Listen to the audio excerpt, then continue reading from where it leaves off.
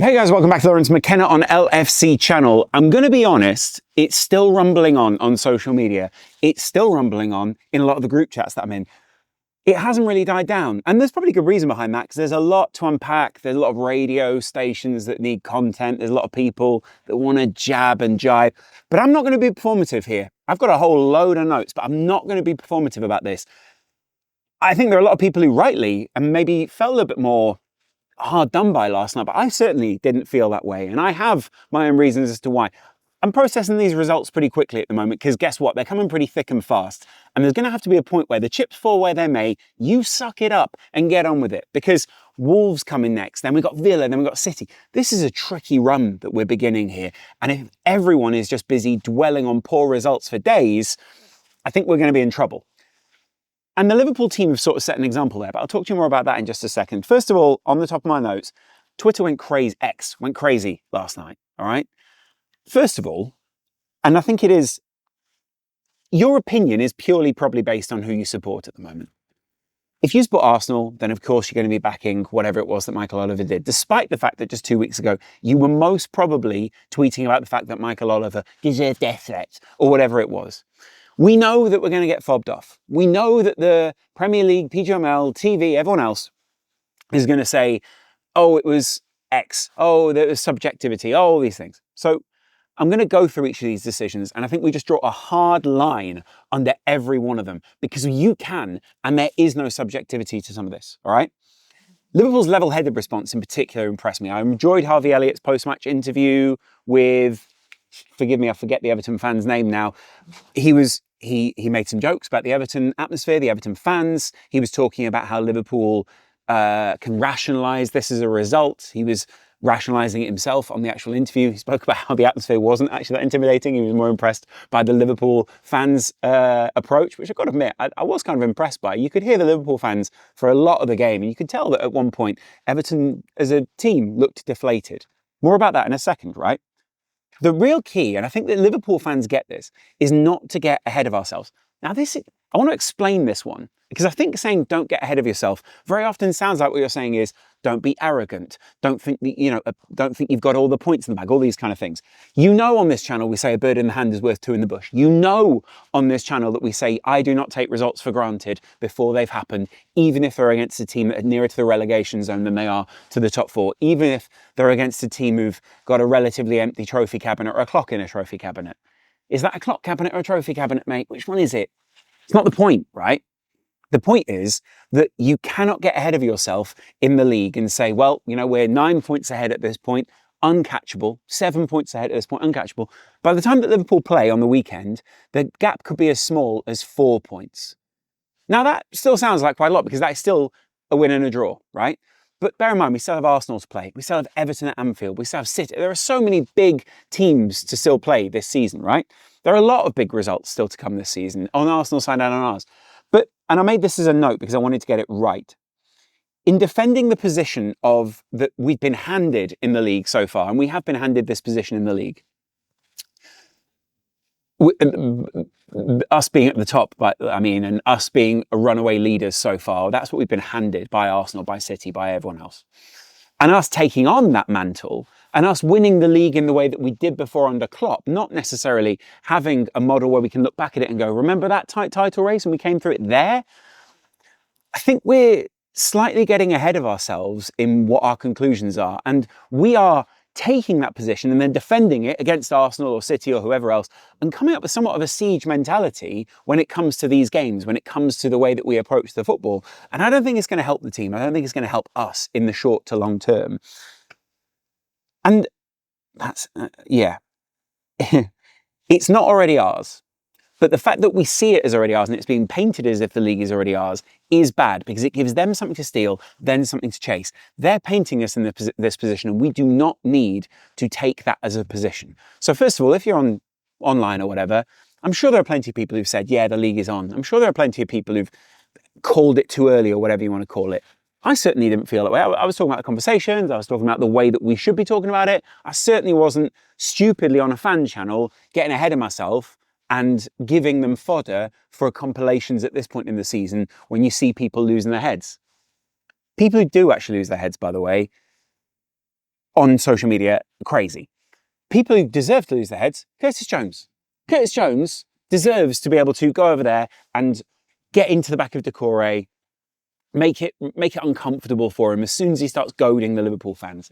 Van Dijk was out afterwards, sort of poking back at Everton, saying, we knew that this was their cup final. You know, we knew that this was their biggest match of the season, etc. You know, doing your typical kind of Liverpool banter things. But also saying that they knew it was going to be a tough game, and they knew, and he also thought that Curtis was he didn't say he was doing the right thing, but he did sort of say, well, you know, if Decore is going to go over to Liverpool fans, then what do you expect, sort of thing. And I kind of get that as a logic. Like, you can't just, especially after what we had last week around all these celebrations and not being able to do X, Y, Z, Decore sure sent off, but you've got to be able to keep your head at some point. Decore doing that to Liverpool fans is mental, by the way. There must have been something, there's some history there, surely. On to Arsenal. And I've made, surely Arsenal fans are with us, right? We don't like Michael Oliver. You don't like Michael Oliver, right? They were complaining weeks ago. There was no point in any of that. And there's no point in any of what we're doing. All you do is alienate the ref. In the same way as the conclusion, by the way, I've come to, big conclusion number 1 of the video, do not go over to the referee after the game unless you're going to say something positive or just thanks for refereeing. Goodbye. There is nothing to be gained. In an era where everything is so planned, meticulous, statistized, and analysed, why would a manager go over Arteta, Wenger, any of these guys, Pep, and say anything to the referee? It only leads to deeper analysis. It only leads to people getting more angry. And I get, like, you have to show out. To an extent, like, performativity is important in football. Slot is performative. He goes out there and he goes, I care about this, you should care about this. It led to a lot of people clipping up and calling him arrogant, saying that he was remonstrating with the people on the sideline. I thought what he was doing was basically just saying he was pushed, because Konate was pushed. Konate was fouled. But sure, leads to more people getting clipped up. Ultimately, my piece of advice is don't say anything to the ref after the match. All you do is lose a good relationship or lose what is already a poor relationship and alienate those people in the PGMOL, and I've made this as a note. They are very human. These people clearly look on Twitter. These people clearly do media analysis. These people clearly get reported to about what is being said about them, about how to portray things, about how things look. And that pressure is currently getting to the PGMOL, and they are bottling decisions because of it. It's actively influencing what is happening.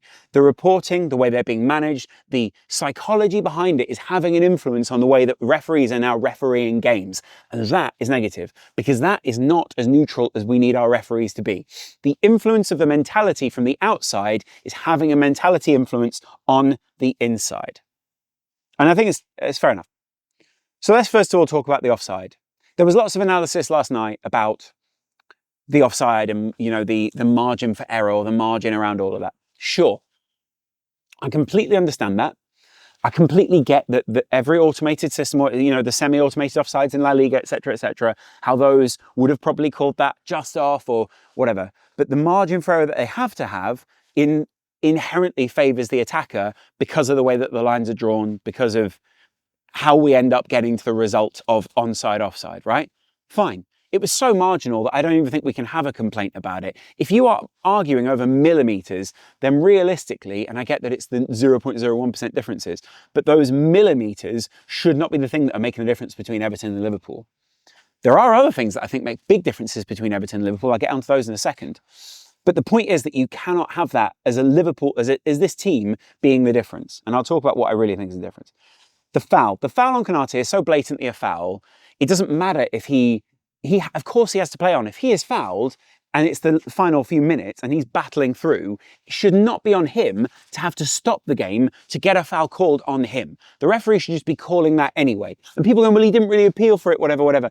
That's because he's trying to do some defending and he knows that the ball is going over him in that moment. If you say play to the whistle and then players play to the whistle and then you blame them for not going down or not being on the floor when they do get fouled, then what are you meant to do? Like, you still can call fouls. He was pushed from underneath the ball. It's ridiculous to say that a player has to go down or has to very visibly show the referee that he is fouled in order to get a foul. Just doesn't make any sense. Doesn't mean referees were he was blatantly looking at Konate in that instant at that time. Slot, from however many meters away could see it. I could see it. Everyone could see it. Rio Ferdinand on the commentary, Mr. Manchester United himself said, I would feel hard done by that. So don't come back to me and say, well, we should have had a handball against him as well. A handball that he's not looking at, that he's being impeded in the first place with anyway, that is an unlucky bounce of the ball that doesn't really have all that much benefit in the first place for him. People are arguing about the benefits, so I'll just nix that as a comment, all right? That's my point here, is you can't just... And you cannot just go around just calling handballs and say, well, it was called that way earlier in the season, so it should be called now. They clearly update the rules for every team as they go throughout the season. Uniformly, that is updated for every team, not just one by one, Michael. Slot appeals, everyone else appeals. I think that is ultimately what got Liverpool riled up, was it felt like there were a series of weird or / unfavourable positions. Now, this is where we get into somewhat of the spin zone, the twilight area, the area where people begin to go, it's the magic of Goodison. Now, I am all for football heritage. I am all for historic moments. And if I remove myself as a Liverpool fan from that, I go, that is actually, if I look back at this at the end of the season and it feels like that was 2 points lost because of whatever result comes at the end, of course I'm going to feel hard done by. But if I can look back at this at the end of the season and go, wow, a league title, a great run in the Champions League, all these kind of things, I can look back at that nostalgically. I'm not going to ruin that in the moment for myself, which is also why I feel a little bit calmer today, because I can see how the Liverpool players still feel very focused, still look very focused on what it is that they're trying to achieve. Not the point I'm trying to make, but still. When you have to base your argument on romance or, it's not logical, but it sort of makes sense. The whole basis for rules in the game have to be logic.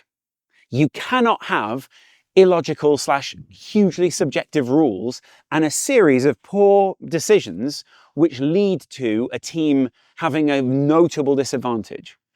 Rules cannot be subjective. I know that there's like did he mean to move his hand towards the ball, those kind of things.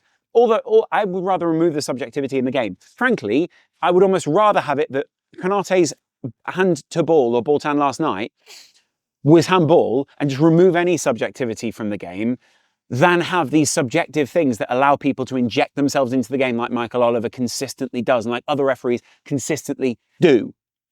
Again, not the point here, but just worth thinking on. Ruminate on that for a minute. Do you get what I mean? The slot remonstration is going to come up in a second. But first, Mo Salah. Mo was great last night. Goal and an assist. The assist was better than the goal, personally, I think. I think it was, obviously, the goal was from a very tight angle, very difficult, but the actual assist itself was quite beautiful and clearly what we were trying to do against Everton. Our pass map clearly shows that we weren't getting into the box enough in the first place, or our passes weren't direct enough because we didn't really have the focal point that we needed because Luis Diaz was dropping deep a lot of the time. Didn't really solve that with Darwin. More on strikers in just a second. But Mo was, again, fantastic. He is on course, if he continues with this current set of stats, for his best season ever and to eclipse his 58 goals and assists of the season, or whatever it is, of all time. That, for me, is incredible. It's an amazing achievement. He is an all-time great in the Premier League. And should he stay, which I desperately want him to, I genuinely think that he'll be in a position where he'll probably be second behind Alan Shearer in the all-time goal scorers and probably assisters. If you combine the two, he's probably one of the greatest ever, if not the greatest ever. But the foul on him was insane. The fact that Mo Salah's leg can be taken out from underneath him, the referee can be so close and not call that, makes absolutely no sense to me. And I mean it, like, I don't understand how that makes any sense. It was the most blatant foul that I've seen in such a long time. Some of the commentary had the balls to say, oh, well, that's all down to the fact that he's got his vision eclipsed. It's because he's throwing his arms up in the air. It's because of the way that he went down. It's a blatant foul from whatever angle you look at it. Like, I could see on the TV, I had mates who support Manchester United texting me during this going, ref, how is that not a foul? And this is a series of decisions during the game which went badly the other way. Twice, if not 3 times, McAllister had a ghost foul happen on someone else's behalf against him. It made no sense. Absolutely no sense. There are a couple of times he's barely, if at all, touched the player, and the player is down on the floor as if he's just sided them through with a tackle. I get it, again, play us in a smart way. You've got to level the playing field somehow, but the referee has to be smart to this as well. Michael Oliver was not smart to any of this. And then when people say, well, it goes the other way as well, Szoboszlai was fouled in the penalty area, mate. Yeah, he didn't get that foul though, did he? So there was no consistency in the way that fouls were being called in the game, and you can see that because of the difference in fouls. Twice as many fouls on one side to the other side that weren't fouled at all, or had half as many fouls. Same for free kicks, same for all these things. Everton very clearly had a pitch tilt towards them because of what Michael Oliver was doing in the game. Now, the first argument to always back to that is, well, you cannot let the referee influence. Good teams do not get influenced by these kind of things. Good teams push through. Champions push through. That was a stupid body movement. I shouldn't have done that.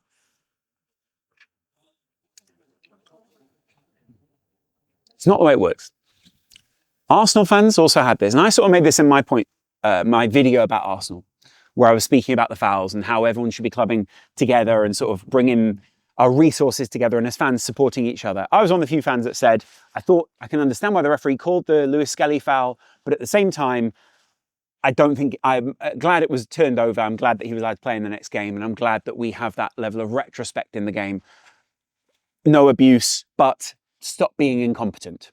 I said it on Mark's podcast. I've said it everywhere. I've said it as far and as wide as I can get it. It's incompetent.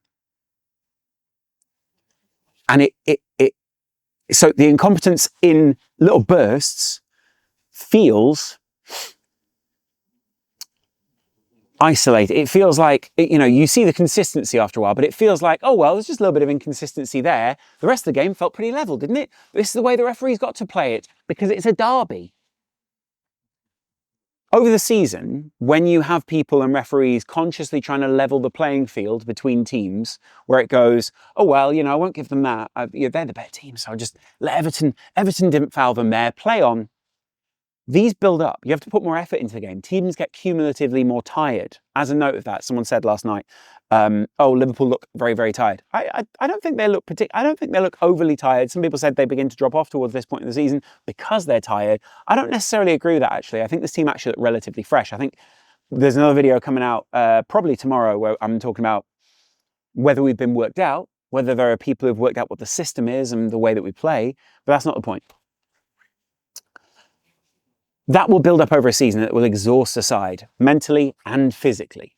Both of those will have a big impact on where the title ends up and the way that Liverpool play. The slot red and his assistant's red means that in the next game, we're going to see Johnny Heitinga on the sidelines. Now, Heitinga is a great coach. He's had loads of encouragement since coming to Liverpool. That means that for the next 2 games, because it was a straight red, we're going to see Heitinga. Not only for the Wolves game, but also for the Villa game. This, first of all, Slot not being able to make his adjustments as he goes, we'll see how that influences the teams. I think he'll still be able to make his changes as he goes. Fair enough. Not having him as a figure on the sideline, not having his influence out there, not having him being able to read the game from that area, possibly he can still read the game from somewhere else. He's a very good manager. Being at pitch level, possibly sometimes not an advantage, but there's a reason he's standing up for the whole game. There's a reason he's giving feedback as he's going. Heitinga will probably not be able to give the feedback in the same way as Slot is giving that feedback because Slot and Heitinga are 2 different people, but at the same time, maybe Heitinga's making some of those observations. A lot of the time you see Liverpool make a lot of notes during the game. There's a lot of changing. There's a lot of, right, we need to adjust this needs adjusting, this guy needs to go here. You could see that in the subs last night. But do not tell me that whatever Slot said to the ref last night was any worse than what Pep or anyone else who's rushed onto the pitch after the game had said and not got a red card. Slot might have talked his way into that red card, but I really want to know what that guy said. Because he shook his hand, I'd say relatively aggressively. I wouldn't say it was like a horrific handshake, but he still shook his hand. Michael Oliver instantly draws out the red card and Slot looks instantly bemused. It's instantly like, what? What are you doing? And that, I think, is a rather unusual / weird situation for Slot to be in the first place because he knows there, well, maybe I shouldn't have said anything. But also, I don't think he would have gone over there and thought, well, maybe I can put one in on the refs here. You have to be a manager who's won a Premier League title. You have to be a manager with a reputation which precedes you if you are going to go over to the referees and remonstrate with them. Pep gets away with it. Klopp often got away with it, though in the end they kind of, clamp down on him. Arteta doesn't get away with it. Slot doesn't get away with it. Got to have a Premier League title in the cabinet if you're going to do that, or you've got to have at least a Bundesliga title or something in the cabinet, or a La Liga. Maybe a Serie A if you're Conte. We need a striker. Last night, when we bought on Darwin Núñez, I get that there was a tactical change. We were bringing in Curtis, fantastic. We were bringing in Tsimikas, fantastic. We do not have someone who's got a reputation or an aura which precedes them, and that is very frustrating at the moment. It's frustrating because people are not scared of Darwin when he comes on. What he did to those two centre-backs was virtually nothing in that time, right?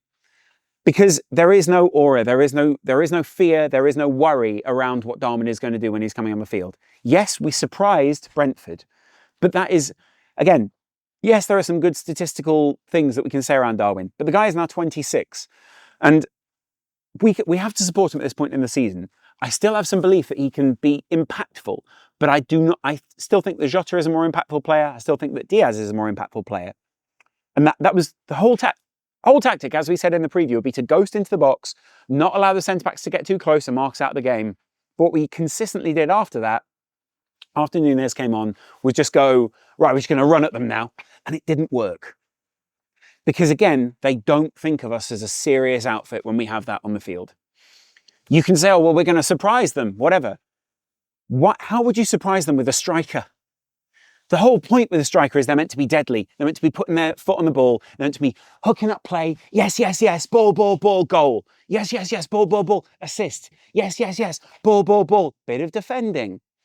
All of these things are things that Darwin does relatively well when he's on his game. But when he's not on his game, when the pressure's on, when he isn't the focal point, when there are other things that he needs to bring into his game, it just doesn't work.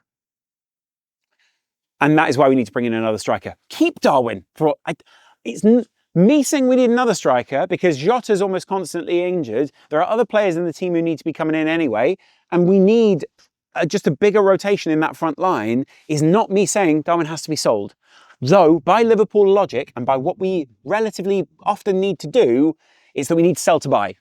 And my first choice would be sell Darwin. If you have to sell Jota because he's not fit enough, if we can cash in on him and bring someone else in who's going to be able to play 20 more games a season than him, I'd much rather have someone who can be on the field than someone who's barely on the field, but when he is on the field, I really think something's going to happen. Same goes for Gates, same goes for anyone else. A Champions League, a Premier League, a championship winning side have to have consistently fit players. That's why Mo's world class. That's why Verge is world class. That's why anyone who plays consistently is brilliant. And it brings me on to kind of a theory about Trent that I have, which is why we've not seen anything finalised at this point in the season. When Liverpool were re-entering discussions over a contract, it wasn't recently. It was a relatively long time ago now. It's over a year, right? And there will have been discussions around this going on for quite a while. I was told by quite a few people that there were concerns over the overall fitness of Trent Alexander-Arnold at the club. And if they signed him to a big contract or if they gave him what it was that he wanted, whether he would be able to play enough games in order to fulfill the money that they were paying him. Or they wanted to pay him, should we say. Now, that sounds like an FSG league, essentially, and I'm not against saying that's an FSG league. I don't think you're wrong if you say that. But what I would say is, I can understand the logic then as to why Trent hasn't signed yet somewhere else either. Trent is caught in somewhat of a purgatory between these two areas. If Liverpool aren't offering the money that he wants, but equally Real Madrid aren't putting him in a position because he needs to do a medical, he needs to find out more about his own physical situation before the end of the season, he needs to assure them, they need to have assurances that his physical situation is going to be good by the end of the season, etc., etc., etc. What can we do about that? That's something where that's a sporting tragedy. If that is the case, I'm not saying that is necessarily the case, not saying that. But that's my theory, is that he's not as fit as I think a lot of people are painting it. And whilst he is fantastic when he's on the field, a lack of fitness or concerns over a long-term chronic injury or even just chronic weeks out is not going to be good enough for a team that, again, is looking to challenge for the title or La Liga. this might be a big issue for him. And it might mean that actually he doesn't end up at Madrid. He possibly would end up re-signing for Liverpool, because I don't think there's many other teams that would end up giving him a lot of money, but we will see about that. Very often what you need to do is then go to a club who are going to build you or rebuild you, or, you know, Steph Curry style. Steph had like a flat foot essentially when he came into the team. Steph Curry style, rebuild you. What that means is that you can understand the risk or lack of risk that Liverpool are willing to take on him. I'm not saying necessarily that this is true, but I keep thinking to myself, why hasn't he re-signed? Why hasn't he signed with someone else? Maybe they don't want to announce it. But if you sign with Madrid, if you say to Madrid, yes, I'm going to sign, there is no way that Madrid don't leak that. There is no way that that doesn't come out in the press with some of the results they've had more recently, with some of the performances they've had, with the way that their press operates. There is no way that doesn't make it into the media. So my logic is, why then do we not know more about this? And sure, maybe it is that the player is just trying to negotiate with the club, etc., etc. Maybe the club are trying to be respectful. Maybe there are huge swathes of member of staff who want to make Trent good. They want to make him whole in the deal. But that does not mean that Trent does not have an injury issue right now, and that he isn't possibly playing through an injury right now, which needs to be assessed, possibly even operated on. Again, all speculation at the end of the season. Do I want that to be the case? Absolutely not. Do I worry that that's the case because of his consistent in and out of the team, barely playing, barely being able to make it into games, barely being able... My real moment where it kind of clicked for me was everyone goes, why isn't he sprinting? Good question. It's rhetorical, guys. And I'll finish on this. I love Trent. I want him to stay. But I think we need to realistically give this guy a little bit of leeway at the moment, because there is a possibility he's playing through an injury. There is a possibility he's going through things that he can't necessarily talk about, because then it puts Liverpool at a numerical disadvantage, because teams are not anticipating playing them with someone like Trent Alexander-Arnold, etc., etc., etc., even though other teams probably know this themselves. You never want to make it a sure public thing, right? I think at the end of the season, we find out he's playing through an injury. I think at the end of the season, we find out that Trent he's got something serious going on. And it's not about Madrid specifically, but it is about everything else. Let's finish on some positives. We probably would have taken a draw before the game. It's a great way to send off Goodison. What a way to finish. Both teams equal, loads of draws in there, an amazing final moment for them. Great. In many ways, I can be happy. I've got a lot of Everton people in my life that I love very dearly, lovely people. And of course, it's great banter in the moment when you beat them or any of those things. And of course, we thought we were maybe, to an extent, as they said in The Guardian, desecrating the end of Goodison and possibly just getting that final notch. But I don't really want that. I like that it's completely equal. And actually, you could see why Anfield is special is because Liverpool is special. It's not just Liverpool Football Club. It's Liverpool as a city that is special. That matters more to me than just Liverpool itself as a club being special. The whole city is special when you go there. And finally, we play them on April 2nd at Anfield. The anticipation for that game is so huge because of what happened at the end of this game, where Decore was goading the fans, where Curtis, the lad, rolls over there and just says, "Oi, what are you doing?" Etc., etc., etc. April 2nd, I think it is, April 2nd. See Everton at Goodison. See Everton at Anfield. The home and away thing, I thought this was the second leg because it was I thought this was the flip of the fixture. No, this is not the flip. We've just had it kicked down the road, which is hopefully what we're going to do to them at Anfield. Anyway, this has been great, guys. I really appreciate your time. Let me know what you guys think in the comments below. I know there's been quite a long video. I can't see how long this one's been. Let me know what you think in the comments below, and how you're feeling match day, post-match day, what you think about Wolves on the weekend. Hopefully I'll be there. I'm looking for some tickets, so message me. And I'll chat to you guys again in a little while. Much love.